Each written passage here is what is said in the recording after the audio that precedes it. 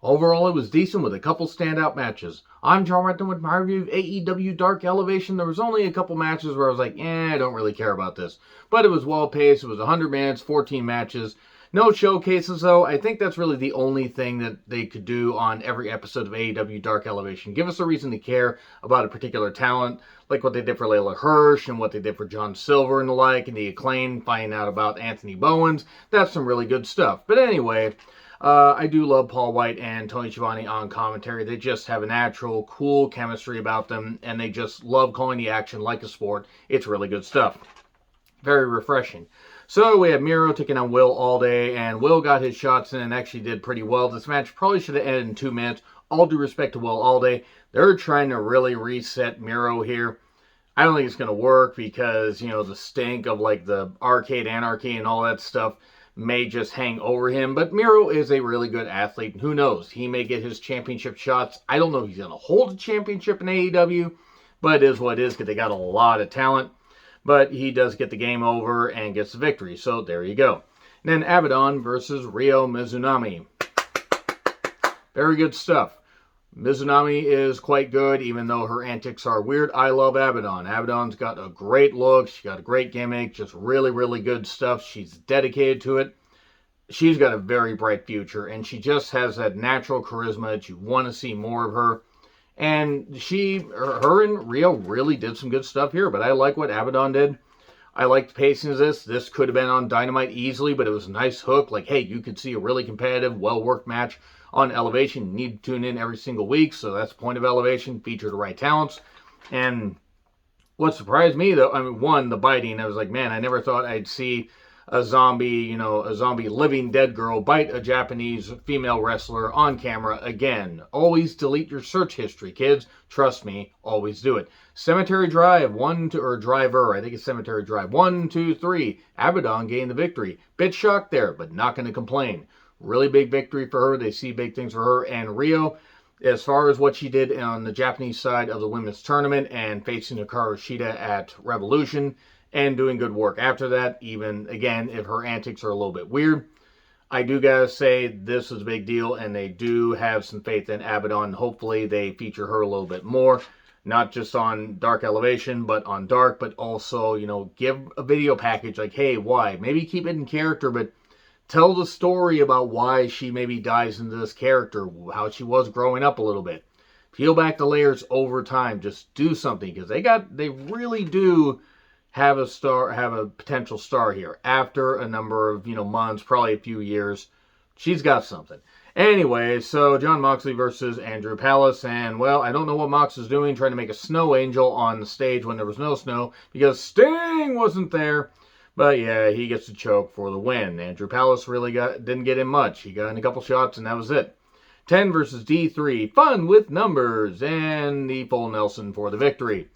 Got to run through some of these matches because they're kind of just there. None of them, again, until it got later in the show, there weren't a lot of matches where I was like, okay, this really went on either too long or I really don't give a shit about this.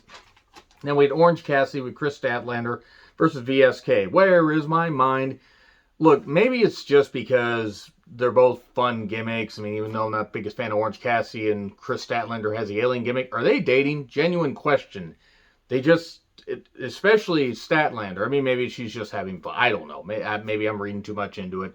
All due respect. Whoever you're dating, don't really goddamn care. Just be consenting adults. Anyway, I don't really know what to make of it beyond, hey, there was a cool Spanish fly catch by VSK and then beach break. And Orange Cassidy gets the victory. And then we go to FTR with Tully Blanchard versus the Hughes brothers, Devon's kids, and it wasn't bad, and Spike Piledriver, there we go. Always good to see FTR wrestle. Nice little match. Now the Rose with Vicky Guerrero doing the intro. Can we just find a way to bring Eddie back and trade and just, trade for Vicky? Just trade. Just get Vicky just away so we can have Eddie back. It's a real shame. Vicky annoys me tremendously. Anyway, she took on Maddie Renkowski. Watching you, Renkowski. It got pointed out to me that I did not say that in the last review, and I would like to apologize to that viewer, even though I forgot the name. Sorry about that. But anyway, yeah, Maddie got in her shot, and that was pretty much it. Nyla beat her up. hit the diving knee drop off the top, and then pulled her up, hit the beast bomb, 1, 2, 3. So Baron Black versus Nick Comoroto with the Factory. Cool to see Baron Black back on AEW programming. I don't know, just something about the guy. He's got he's got a bit of, good physical charisma, and I'd like to see more of what he can do in singles matches, but Nick Comoroto just ate him alive. They're determined to push this Factory thing, despite the fact that QT is just not an interesting villain. He's not. So, yeah, that was pretty much it. Powerbomb, 1, 2, 3. At least he's trying to come up with a different finish. And then Red Velvet versus Reka Takata. At least I hope I pronounced that right. I'm sorry if I didn't. Spin kick, 1, 2, 3. I'm going to be kind here. This, I didn't really care for. I don't mind Red Velvet. I've never seen Reka before, so hopefully maybe she can come in and Reka up the place. Wow, I really had to shoehorn that pun in there. And then Private Party with Matt Hardy versus Duke Davis and Gannon Jones. No, don't put me in the book. It burns. Wrong Gannon. Remember when Private Party meant something?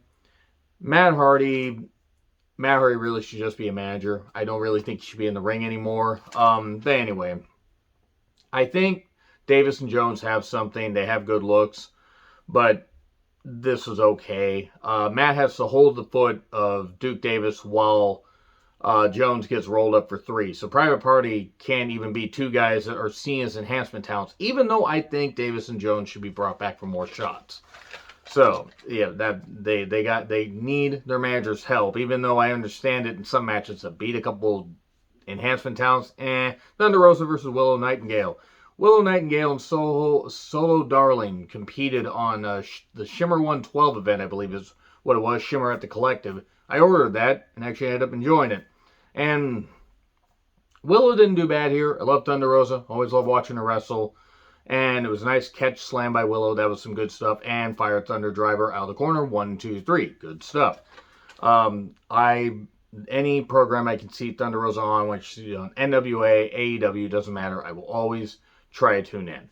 So anyway, QT with the Factory versus Dylan McQueen. Oh, Dylan McQueen. Man, I couldn't shoehorn that thing in there more if I tried. I really should try to work better on my Queen references. Yeah, Dylan's unique. I will say that. He's apparently a student of the Nightmare Factory. Teacher versus student. Dylan was fired up, and I don't care about heel QT. Not that he's not trying. He is. I don't care. He hit the cutter for 2, pulls him up, and then hits the lame crossroads. That was a really bad crossroads. 1, 2, 3. And then pile driver on the steps to a guy that will probably not be seen for another month. To push this feud with Cody, how did QT not see him in that goddamn bus? How did he not see him in the bus window? I don't understand. Gun Kids versus Chaos Project. Serpentico and Luther, who should not be in the ring anymore. Serpentico, he's fine. Guns Kids, my God, Colton looks so much like Billy. It's not even. It's just eerie. It's fucking eerie. But anyway, yeah, 310 Yuma got blocked, and then Colt 45 on Serpentico, 1, 2, 3. I would say Luther should have taken the pin, but I don't think Luther could have gone up for that move. So yeah, Gun Kids win. Matt and the Blade with the Cronies, aka Private Party, and the Bunny. Oh, sweet Christ, Allie, good God. I mean that with respect, because Allie looks really good. Has great personality. 5 and Colt with the Dark Order. They have Uno and Grayson stay there, along with Private Party and the Bunny.